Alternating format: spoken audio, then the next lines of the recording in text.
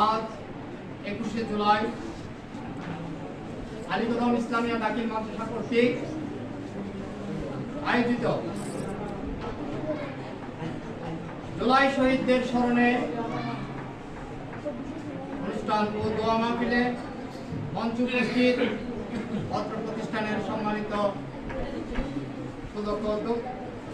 Super মহোদয়, উপস্থিত সকল শিক্ষক মন্ডলী, আমার কোমলমতি ছাত্রছাত্রী ভাই বোনেরা, বক্তব্যের শুরুতে সালাম গ্রহণ করুন।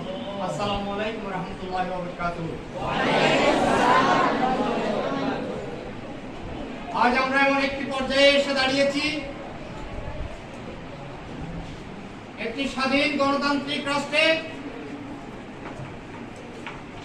দ্বিতীয়বার স্বাধীনতার সংগ্রাম করে স্বাধীনতার স্বাদ নিতে হয়েছে আমাদেরকে। প্রিয় উপস্থিতি শিক্ষার্থী ভাই বোনেরা, সময় খুব সংক্ষিপ্ত, সামনে আরো আমাদের কয়েকটি প্রোগ্রাম আছে। তোমাদেরকে আনুষ্ঠানিকভাবে ভিডিও চিত্রের মাধ্যমে এগুলো দেখানো হবে। আজকের আয়োজনটা কি জন্য হচ্ছে, তোমরা হয়তো বিগত 1 বছর ধরে বিভিন্নভাবে শুনে আসছো,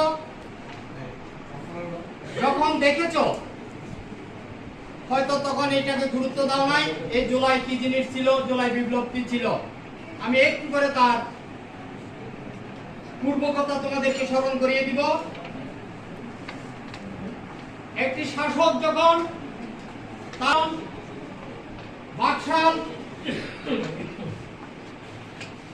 এভাবে একচ্ছত্র তার রাজত্ব কায়েম করতে চায়, পৃথিবীর ইতিহাসে যত স্বাধীন রাষ্ট্র আছে প্রত্যেকটি রাষ্ট্রের মধ্যে তার জনগণ তখন ওই শাসকের বিরুদ্ধে অবস্থান নিয়ে ওই শাসকের বিরুদ্ধে আন্দোলন সংগ্রামে ঝাঁপিয়ে পড়ে।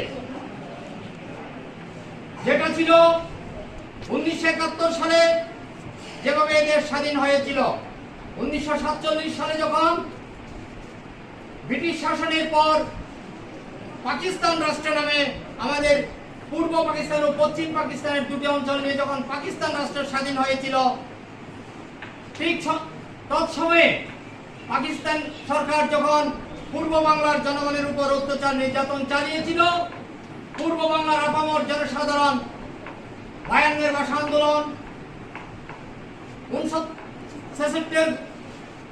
6 দফা 69 গণ অভ্যুত্থানের মাধ্যমে শেষ পর্যন্ত এসে 1971 সালে স্বাধীনতা সংগ্রামে রক্তক্ষয়ী স্বাধীনতা সংগ্রামে আত্মদানের মধ্য দিয়ে